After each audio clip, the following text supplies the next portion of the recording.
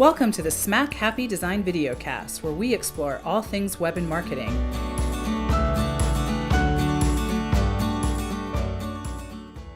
With your hosts, Nicole and Danielle. Hi, welcome to episode number 26. I'm Nicole. And I'm Danielle. And I just want to remind our audience that we'll be taking some notes for you. So if you just want to sit back and relax and listen, you can download those notes at smackhappy.com/videos. Today our guest is Debbie Hoffman, America's foremost authority on follow-up and founder of the breakthrough training company, Power Up Your Follow-Up. Welcome, Debbie. Thank you so much. It's great to be here, Nicole and Danielle. Thanks for having me. Yeah, thank you. Well, tell us a little more about yourself before we get started. Well, I work with entrepreneurs and network marketers who are letting potential clients slip through the cracks because they don't have an effective follow-up system in place. And I help them create a step-by-step follow-up blueprint for their business so they can convert more of those business cards that are piling up on their desks into clients without being salesy. That is a big part of what I teach because people are tired of being sold to, and they get repelled by those pushy, salesy people. So to me, it's all about building relationships, providing value, and doing it in a way that really feels authentic to you. And I had a 20-year career on Wall Street, and then like 16, 17 years as a network marketing entrepreneur. So I've figured this out. I've made all the mistakes, and I figured this out and put together a really effective system to help people to create success a lot quicker without having to make all the mistakes I made. Well, that's pretty awesome. So with that, what would you say is the number one thing that holds people back from following up? One of the main things, well, there's really two main things, but there's an inner game piece, and then there's the outer game piece. The inner game piece is that I find that so many people feel that they equate follow-up with being salesy and pushy, that they feel that when they're following up that they're bothering people, right? And I hear this all the time. And so that's, and then also limiting beliefs, like, the fear of rejection comes up for people a lot. So there's stories that people make up. It's all the inner game, like they don't have time for this, or they don't have enough money for this, or they have too much money to join my team, or whatever it is. They just make up stories. So a lot of it's the inner game piece. So, I work with my clients to help them with that part, because they could have the best system and strategies and templates and scripts in the world, but if this inner game piece keeps coming up, these limiting beliefs, it's going to stop them, dead in their tracks, or at least, significantly limit their success. So that's the inner piece. And the outer piece is that people are disorganized. Like, most people don't have a system. They don't really, like, follow-up isn't on their radar screen. They're creating, their programs and their packages and like with the beautiful work you do with helping people with their websites, but then they don't have the follow-up piece in place. And so they're not maximizing the benefit of all that other time and effort and money that's spent on all these other things. So potential clients are slipping through the cracks constantly, and their businesses aren't flourishing because of that. Mm-hmm. I have sort of like an in-betweener question on what you just mentioned about following up. There's something that happens, I think, that's two things I thought of. It feels like a fear almost to me, like, how you had described not quite feeling like you're being like authentic or something, and you're kind of bothering someone.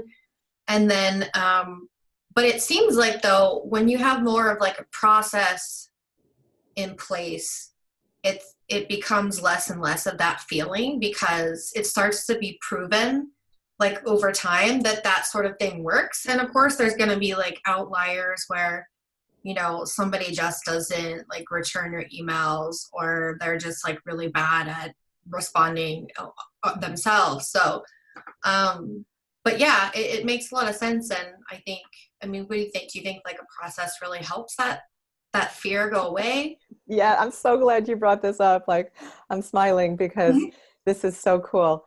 So when people know when they have a process in place and they have a system and they know what to do and what to say at every step of the way, their confidence like soars, like goes through the roof. And when people are more confident, they become more magnetic and they attract more people to them. And just think of the people who you meet when you're out networking.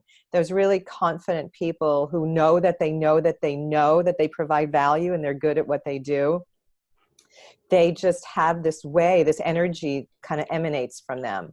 And it's an intangible, but it's really powerful. And so people are attracted to those folks like magnets. I love to say that because it's really true. And so when they have the system, and like you said, they see that it works, they're more confident, and those fears and limiting beliefs and stories that they make up start to dissipate. They might show up, but they don't hold they're not as strong and powerful as they were. And so people will take action in spite of them if they do come up. And a lot of people tell me those things just don't come up anymore because they know they're not being salesy and pushy, because it's a whole mindset shift that I work with my clients on, because follow-up is all about building relationships and serving people and helping them to get to where they want to go in their life, whether it's their health, their business, or whatever it is that your specialty is that you help people with. So I feel that we're doing people a disservice if we don't follow up. That's how strongly I feel about it, because if we don't follow up, that person could continue to struggle with whatever that issue is that you have the solution for. So I totally love what you brought up, Danielle, and it's absolutely true how it really impacts people's confidence. And I don't know how many times I've, reached out to someone and they've said, thank you. I totally forgot about this, or, I just got so busy. I'm really glad you reached out again. And, I think we all do get really busy, and it's nice to have a little reminder. So it's also easy to forget that, life might get in the way, or people want to be reminded. Exactly. And so that's part of the story. So I'm really glad you brought that up, Nicole, because so many times I hear people say, I called them once or twice, and if they were interested, they would have called me back. And so I stopped calling. And you just mentioned a perfect example of this. People get busy, and it doesn't mean that they're not interested in what you have to offer. It just means that something else is more of a priority at the time. So if you keep following up, then when the time, or even ask them when would be a good time to follow up when they know they're going to have the bandwidth. Sometimes people don't know, so you keep following up. They're going to thank you. People thank me all the time. No one has ever said to me, you called too much, or you really bugged me when you called. They always say, thank you for thinking of me. Like, I really appreciate you. It makes them feel that you care about them. And in this world where everybody is just trying to sell everybody everything, it's just really nice when they know that you truly care about them, and that you want to help them. So I can't tell you how many times I've used people's services or products and they don't follow up with me. And then I try to remember their name and find their contact info. And I met them at a booth somewhere and I bought something from them. So they're not in my CRM. And I try to remember who they are. If they had followed up with me, I would have continued to be a customer purchasing from them. Our carpet cleaning people, I never hear back from them. And now I got to look them up and figure out who they are. And I need my carpets cleaned. And they haven't followed up. It's crazy. I don't know how people stay in business. Well, a lot of them don't, right? Most small businesses fail in the first 2 years. And if they were doing their follow-up, maybe they wouldn't fail. Yeah, exactly. That's why I do what I do. Yeah. Because it breaks my heart to see that happen. Yeah. Because you have some fun statistics about this too. I remember when you gave your talk at the networking event we were at. Can you give us a couple of the fun statistics about follow-up that you'd shared? Sure. I'd be glad to. And they're mind-blowing. So 48% of entrepreneurs never follow up. They don't even make one contact. So 48% of the people you meet at these networking events will never reach out to you, which is crazy. Wow. And then how many contacts it takes before the average person says yes to working with you is the next statistic. So it takes a minimum of 5 contacts before the average person will say yes to doing business with you. And this is one of the most startling statistics. Only 8% of us, only 8% of entrepreneurs make that 5th contact. So that means 92% of entrepreneurs are stopping short of where most of the business starts happening. And those 8% are doing 80% of the business out there. Wow. So that's the whole point. It's all about the follow-up. So my commitment is to help my clients to become one of those 8%ers. Mm-hmm. Yeah, I was gonna say, where's that at? Can I be an 8%er over here? Sure. I think something. It's funny because I haven't done a lot of networking here since I'm in Pittsburgh, Pennsylvania. So I always think like, I wonder if I did start doing things, like how much more follow up we could get, how much more networking we could do. Yeah. It's a different industry here, so it's a whole other story. But those statistics are definitely.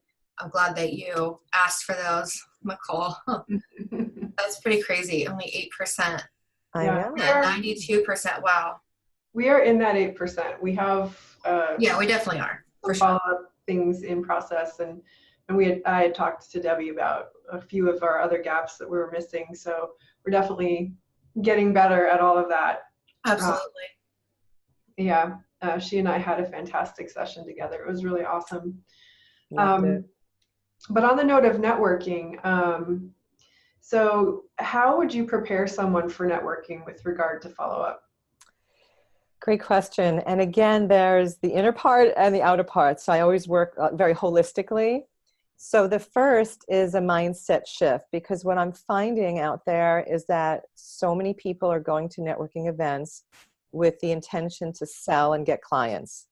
And it might sound crazy, but of course we want more clients and we're going to networking events to build our businesses. But when you go with that mindset, that's what repels people. That's what pushes people away from you. So to go to a networking event with a mindset of wanting to show up in service and see how you can help people, and to go to just build relationships and find those people, find those people who you connect with, that you really feel an energetic connection with, to follow up with those people is really the intention. So it's about building relationships, seeing how you can help people. And when you come from that place, people's guard will come down, because a lot of people have their guard up because they're used to being hosed down, fire hosed down by people's stuff when they meet, when you meet them. So when their guard comes down and they see you're just trying to help them, and you get very curious and ask questions and find out what's going on with them and more about their business and what they need support with. There's, I work with my clients and I have a whole template of different questions to ask people when you're networking with them, and to make it all about them. So when you come from that place, their guard comes down, their heart opens, and they're going to go, wow, this person's really trying to help me. What a relief, like what a refreshing thing that I'm experiencing here. And what can I do to help you? Like they want to reciprocate. They want to do everything they can in return to help you. So that's the mindset piece. Don't go to sell your stuff. Go to build relationships. The whole point is to find those people who you connect with energetically, and then make an appointment to get together for coffee. And that's where you get to know more about each other on a deeper level. And then from the practical, outer, like things you can do, is to really be prepared with what you're going to say when people ask, what do you do? Because again, that's the first thing I work with people on in my programs. And when I work with them one-on-one is, what do you say? How do you answer that question? Because again, most people go on and on and on, and they hose you down. And the more you talk, the more they're going to shut down. So, I help people to prepare just in a very compelling way to share what they do, so they get people to lean in and want to know more. So those are two critical things that you can do to prepare to be more effective when you're networking. Awesome.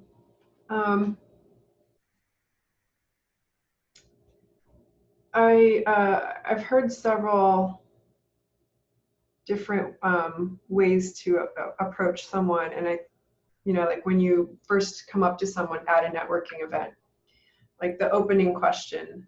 I think I've heard one person say, "So what's your story?" Right? Do you have like a handful of openers that you would recommend? Yeah, so the first, I always liked, if it's an event that I've been to before and I'm familiar with it, like I always want to welcome guests. And if I see somebody new, I'll just ask, have you been here? Hi, I'm Debbie. What's your name? And then have you been to this event before? And if they say no, then I'll say, oh my God, you're going to love it. The people are amazing here. And I'll just share a little bit about the event. And I'll just say what brought you here today? What inspired you to come? And then they'll, instead of saying, what do you do? What's your business? Mm-hmm. That's just a different way to ask that question. And they'll share about their business typically at that point. Mm-hmm. They could say, oh, I've just started a business, or I'm new to this area, or I'm looking for more clients. Oh, great. So tell me more.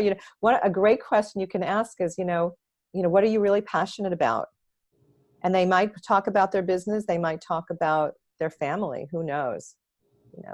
Or instead of saying, what do you do? Asking, what do you do? Just, what is it that you do that brings value to the world? It's just a different way of asking the question. Mm-hmm. And then the best question, the most powerful question that I share, this is a really juicy one. So for all you listening, please write this down and use it every time because it's so powerful, is what inspired you to start your business? What inspired you to start your business? When you ask an inspiring question, it will create a very inspiring conversation. And you'll usually find out something about them. They'll share some personal story, something that happened to them where they learned this thing that they're now teaching, and now they want to share it with the world. So you learn so much about them and you connect more deeply. That trust is created at that point. And then again, the relationship just builds so much more quickly from that place and in a deeper way. Mm-hmm. So what inspired you to start your business? I knew that was coming. Based on our interviews, we do that. We're like sneaky when we hire people. When we're hiring, we do that same thing. So what inspired me to start my business, it's a long story, but I'll try to give you the Reader's Digest version. So as you know, Nicole, Danielle, you probably don't know this, but I went through bankruptcy and foreclosure, lost everything. And it put me into very deep depression. It was a horrific time in my life. And I came this close to selling out and giving up on my dream and going back to get a job. And fortunately, the universe said no and had other plans for me. But at the time, I was devastated. But looking back, it was the most perfect thing that could ever happen, because now I've created this business where I'm coaching people and helping them to follow up on their dreams. And so what's really inspired me is that I'm a stand for people holding on to their dreams and never giving up. I never want people to have to make a choice between their happiness and money. And a lot of people say to me, if I don't get this business off the ground, I'm going to have to go back to a job, and that would kill my spirit. And that's exactly how I felt. It would have killed my spirit to have done that. And so that's really, everyone has dreams. Everyone has, sometimes they're in the forefront, sometimes they're buried very deep because people are afraid to dream. And our businesses are just the vehicle to help us accomplish those dreams and things that are really important to us in life. So I happen to be a genius at follow-up and to be able to help people to build a thriving business and to serve a lot of people and make a huge difference and make their dreams come true. I mean, that's what lights me up. Like, that's what motivates me to do what I do every single day. Because this is the missing piece. Like, people struggle with this so much. It's just not something people are born with, these skills. It's something that they need to be taught, and they need to it's like a muscle that hasn't been exercised, and people have to use these muscles over and over again before it becomes just part of their daily routine. Mm-hmm. Yeah, there's definitely something to doing something many times over again, and then it's just becoming sort of like a second nature, how you describe sort of like a holistic process, and you're learning, you know, the relationship in between, like with yourself, really. I mean, what's inside and what's outside, and then what's with other people. So like you can't almost skip over those steps. And thanks, by the way, for sharing that story again with us. And that, I think that alone, you know, like you said, you know, I don't know if I want to call you a stan, but you're a, you know, you're definitely an inspiration for, you know, everybody else who's having that conflict for one reason or another, whether they need to, you know, go back to work to a real, like a job, a regular job or whatever. Or, you know, stick with their dreams. You know, I can think of a handful, you know, just right off the bat, of people who would be, you know, excited to know that there's still something ahead and that they don't have to give up their dreams if they don't want to. Right. There've been, I mean, almost every single time I speak, someone comes up to me, because I share a longer version of my story. And at the very beginning, when I first started speaking, it was very hard for me to share that story because, you know, I was embarrassed and humiliated by what happened. And then once I started sharing it, every single time somebody comes up to me and says, well, thank you for sharing your story. I've been through that, or I'm going through that, or I have a friend that's going through that. And to see that you can go from nothing to building a 6-figure income in 2 years, you know, that's inspiring. And so the whole point is I want people to know I've figured it out, and I can help them, you know, I can help pull them out of the hole and help them to rebuild their business and their lives, and not have to sell out. And the other thing you said too that I wanted to comment on, Danielle, is that when you do something over and over again, it does eventually just become like part of who you are. It's like in every cell of your body. You don't even have to think about it. And the analogy I use all the time is like when you first go to a gym and you work with a trainer, they give you that sheet with all the machines and how many reps and the weights and all that. And every time you go, you do it on your own, you're looking at the sheet. And so it can remind you of everything you have to do. Over time, eventually there's that moment where you go, oh, I don't need this sheet anymore. And you just do it because it's in your body. You own it. And that's what happens with follow-up. I mean, it just becomes part of your life, part of who you are. Even sharing what you do at the beginning, it's like people have to memorize it and remember what they're going to share and get it all right. And then all of a sudden you can just do it in your sleep. So it's just like that. Repetition and consistency are key. It sort of reminds me of like, well, for me, it's an analogy to sort of parenthood and how, I mean, you know, you still make mistakes. You're still allowed to make mistakes. You learn from them, you grow. But, you know, it's that second nature feeling of just like, oh yeah, I'm just going to do this without even thinking. You know, I mean, obviously there's a little bit more, it's a little different, but I was thinking of, you know, always trying to get it right in the beginning. And I'm like, you know, this is, why am I stressing myself out over what type of Band-Aid to buy or something, you know? And my son's like still 5 years old, so he's still young, but, and I still have a lot of learning and growing to do, but it's, yeah. It's funny how you kind of know when that feeling sort of switches over. You're like, okay, I'm comfortable doing this now. Right. Which is really cool. Yeah, I love that. It's a great feeling when that happens. Yeah.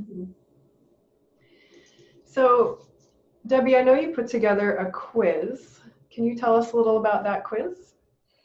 Yeah, this is a great quiz for people to find out like where their strengths are with follow-up and what areas might need some attention, some tender loving care, as I call it. And in about 5-10 minutes, you could just go to powerupbizquiz.com and just answer these questions, and you'll get a report immediately with your responses. And those areas where you rate low, you'd want to, you know, I would recommend spending some time there and getting some support in that area. And then it's really great to know where your strengths are and what you're doing well. So I find that it's a very powerful tool, a really powerful assessment tool. Awesome. Yeah. We will definitely include link to that with our show notes. And I think I might take the quiz after we're done chatting here just to see how we're doing. And I have people take it early on, like before they start working with me. And then after we've worked together, they've been in a program or we've worked together one-on-one, they take it again to see where they've improved. And that's a really powerful exercise. Yeah, it's really great to measure, where at any point and with anything in your business, as long as to like measure things, because then you'll know if you're actually succeeding or improving or Exactly. whatever. I'm sure that's another area where a lot of business owners aren't really, taking metrics or measuring how they're doing as they go along. So I know we already kind of talked about inspiration because we usually like to ask our guests what inspires you most. So if you've got a different answer than what you've already mentioned earlier, then I will ask this question. Otherwise, we might have to come up with a different fun question for you. Well, what inspires me the most is when I see people become more confident, and what we were just talking about, when that moment happens where it becomes, there's that spectrum you might have heard. There's the unconscious incompetence, which are those things that we don't know. And then there's this continuum where it becomes, conscious competence, where you're thinking about it. Like when you're learning new skills, you're consciously thinking about implementing these things. And then there's the moment when it's unconscious incompetence. And that was the point where we were talking about that it's in every cell of your body. You just do it automatically. You don't even have to think about it anymore. So I'm really inspired when I see people get to that point, and for them to start doing things that, like I have a client who said to me, all these things I'm doing, I never would have been doing if we hadn't been working together. She wasn't networking. She hated networking. She's now speaking. She's just doing so many things that she never would have done before. And her business is skyrocketing. And so that really inspires me when people are willing to do the work, when they're the inner work and the outer work, because it takes both. And if they have things from their childhood or issues they've had their whole lives that have been stopping them, to get support with that. And so that they can, so they'll be unstoppable. So I'm really inspired by that too. When people they take what I'm teaching them and they go for it and they see the results. And again, their confidence soars. They're so much more joyful and they become more they step into their leadership. Mm-hmm. And people are, like I said earlier, are looking for folks to look up to follow. People love to follow people who know where they're going. Yeah, that must be really, really rewarding to work with people and have that happen. It is so rewarding, and that's what gets me up out of bed every day. It's awesome. All right. Well, thank you so much for joining us, Debbie. I want to let our guests know really quick how to get in touch with you if they want to find you, or remind us again how to get the quiz. Okay, so the quiz, you go to powerupbizquiz.com. And I also have a free gift to offer to your listeners. So I've put together a free guide called 4 Secrets to Power Up Your Sales Without Being Salesy. And in this guide, there's 4 tips, things that you can implement right away into your business to start improving your follow-up. So to receive that guide, go to powerupyourfollowup.com/free guide, FREEGUIDE. So powerupyourfollowup.com/free guide. And then every week on Friday, I call it Follow-Up Friday, you'll receive a very short video tip with an action step to take that week. There's always an invitation for something to do that week, and it will help keep follow-up top of mind and just keep in that mindset of follow-up. So powerupyourfollowup.com/free guide is my gift. All right. Thank you so much. And thanks for giving a free little gift to our listeners. That's really awesome. And actually, I'm just thinking, I have something else special. This just popped in. Can I share this? Sure. So for those of you who are really looking for support to take your business to the next level and you're looking for a coach to help you with that process, I'd like to offer a complimentary follow-up on your dreams session with me. And during this time, we'll explore where you want to go with your business, where you are now, and what's getting in the way. And if it's a good fit, we'll talk about next steps and how I can support you. So again, this is only if you're really serious about getting support and you are looking for a coach. So go to talkwithdebbie.com, www.talkwithdebbie.com. And my calendar will come up and you can choose a time that's convenient for you. And then we'll have a one-on-one conversation and we'll get to know each other. Awesome. So that just came to me that I wanted to offer. Great. All right. Well, thank you for joining us, Debbie. And thank you to our audience for joining the Smack Happy videocast. We aim to help elevate your business through real life experience and advice. Until next time, everybody. See you later. Thanks for having me. Thank you for listening to the Smack Happy Design videocast. For more information and downloads, visit smackhappy.com/videocast, where you'll find more episodes and the opportunity to subscribe on YouTube or iTunes. You can also sign up for our newsletter delivered to your inbox monthly. And if you enjoyed this episode, please share it with your friends and colleagues. Again, that's smackhappy.com/videocast. See you next time.